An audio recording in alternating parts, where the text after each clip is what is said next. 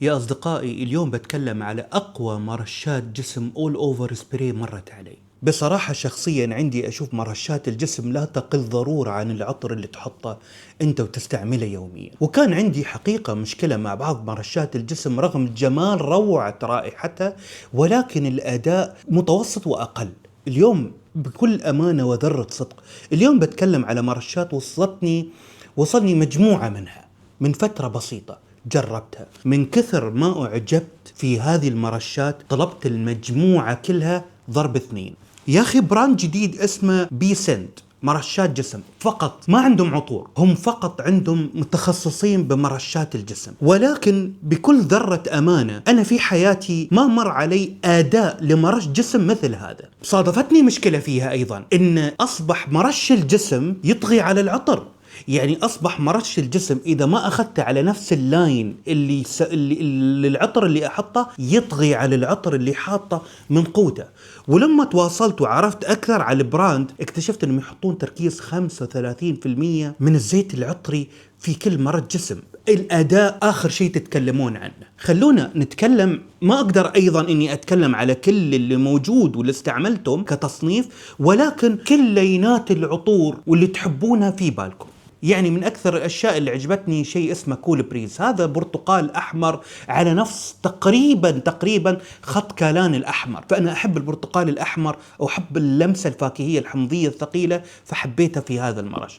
رويال عود مثلا يعطيك أن رويال عود، ما أجمل لمسة العود في هذا العطر مع المسك مسوينه في هذا.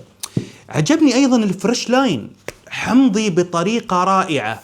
شوف المرش ماله كيف حمضي بطريقة أكثر من رائعة، بلمسة حمضية ميدل سويت. فيه عندك الوايت هذه زهور بيضاء، حاطينه الوايت سكن زهور بيضاء بطريقة في أكثر من جميلة. حقيقة عندهم الأكوا. وين الأكوا؟ أكوا سبراي. الأكوا لمسة بحرية في غاية الإبداع.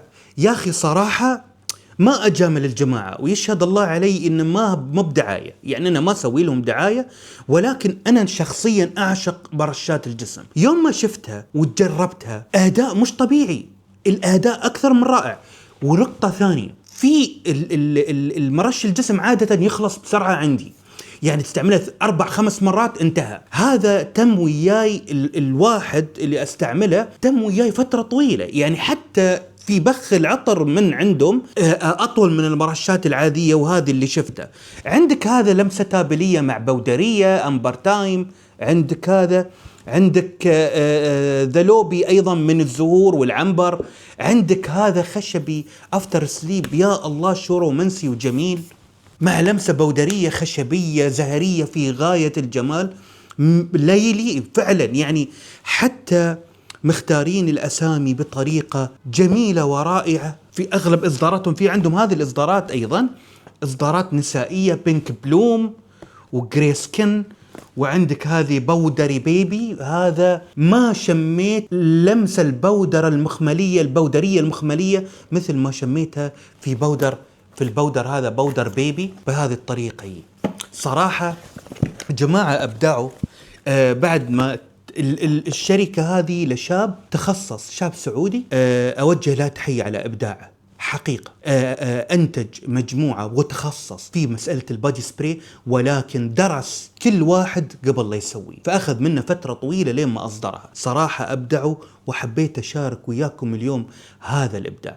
طبعا عشان ما أقدر أتكلم على كلهم، تقدر تدخلون على الموقع، أنا بترك موقعهم لعشاق هذه الفئة من البادي أوفر سبراي، أوفر أول سبراي، وتشوفون شو اللي يعجبكم أكثر شيء وتاخذونه. من حاطط النوتات وحاطط مسوي يعني دراسة كاملة في الموقع ماله، شرح تفصيلي لكل البادي سبراي. حقيقة والله إبداع يستحق أني أتكلم عنه.